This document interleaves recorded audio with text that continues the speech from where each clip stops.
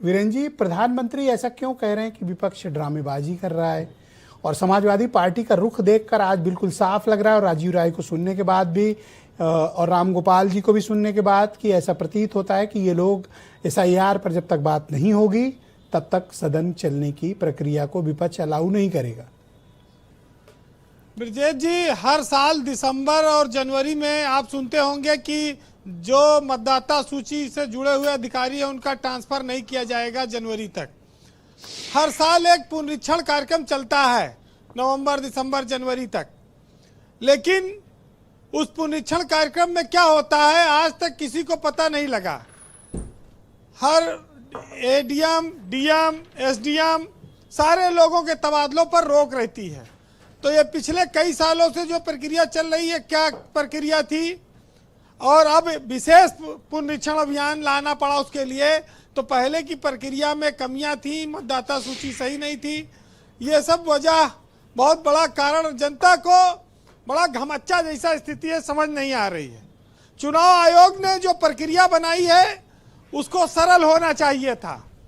कोई भी व्यवस्था ऐसी ना हो जो जटिलता पैदा करे और लोगों के सामने संकट पैदा करे। भारत जैसे देश में हर आदमी ऑनलाइन आवेदन नहीं कर सकता है, जबकि ऑनलाइन आवेदन करने पर सबसे ज़्यादा एक प्रमाण भी आपके पास में रहता है, वो सबसे बेस्ट तरीका है, और उसको लेकर आप आगे कहीं भी जा सकते हैं और अपनी लड़ाई लड़ सकते हैं। लेकिन मतदाता सूची में नाम दर्ज कराना इतना कठिन होगा, इतना भय पैदा हो जाएगा, इसकी किसी ने उम्मीद नहीं की होगी।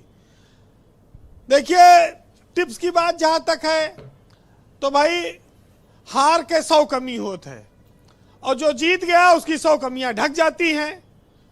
तो जो जीता वो सिकंदर, और जो हारा उसके लिए कुछ दूसरा कहा जाता है। खैर, तो हारने वाले को सारे उल्हाने ताने सुनने के लिए तैयार रहना चाहिए।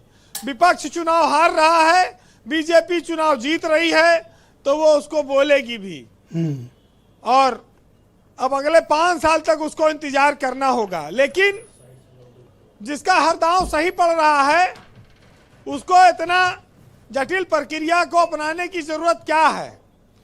वैसे देखिए, उत्तर प्रदेश में अभी चुनाव में 15 महीने का लगभग समय बचा हुआ है जी।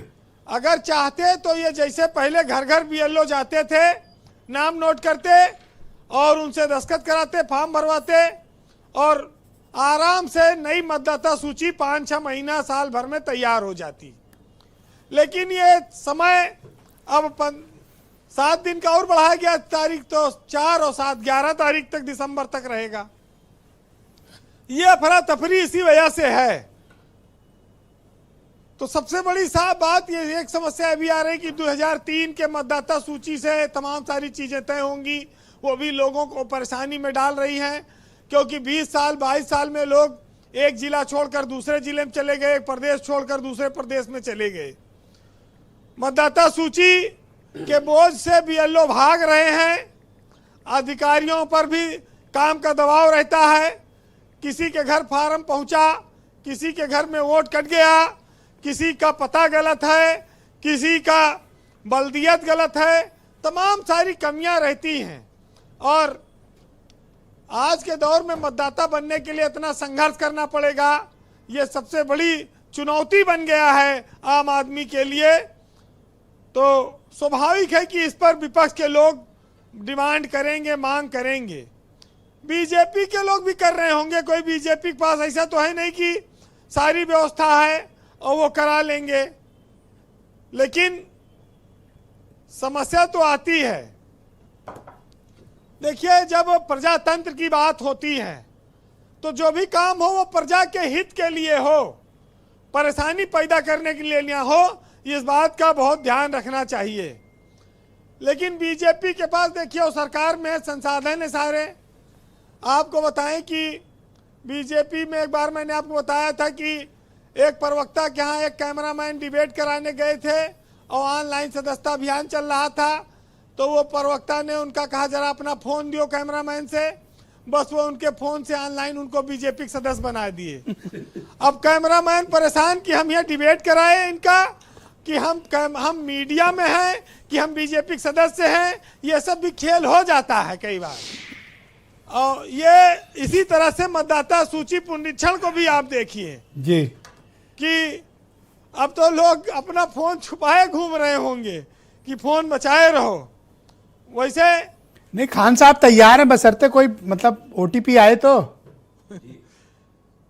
देखिए ब्रजेश जी, हर चीज के पीछे अगर पसीना बहाना पड़ेगा, काम छोड़कर मतदाता सूची में नाम डलवाना पड़ेगा, तो काहे की तरक्की और काहे का सरकारी तंत्र और व्यवस्था और सरलीकरण। चुनाव आयोग को इस पर विचार करना चाहिए और वो कैसे इस पर करेगा ये उसको देखना होगा। लेकिन आज आदमी की जो हालत है उस पर मुनव्वर राना का एक शेर आपको सुनाऊं, काफी अच्छा है जी। हालांकि उसको इस चुनाव प्रक्रिया से कोई लेना देना नहीं है। आप सुनिएगा कि रोने में एक खतरा है, तालाब नदी हो जाते हैं और हंसना भी आसान नहीं है, लब जख्मी हो जाते हैं और स्टेशन से वापस आकर बूढ़ी आंखें सोचती हैं कि फल शहरी हो जाते हैं, पत्ती देहाती रहते हैं। और गांव के भोले भाले वासी आज तलक ये कहते हैं कि हम तो ना लेंगे जान किसी की, राम दुखी हो जाते हैं। और बोझ उठाना शौक कहाँ है, मजबूरी का सौदा है, और रहते रहते स्टेशन पर लोग कुली हो जाते हैं। बहुत शुक्रिया वीरेंद्र जी, आपका बहुत बहुत धन्यवाद। ग्राउंड जीरो से अपना इनपुट, फीडबैक और पॉलिटिकल ऑब्जर्वेशंस हम तक पहुंचाने के लिए। बहनों भाइयों, इस पर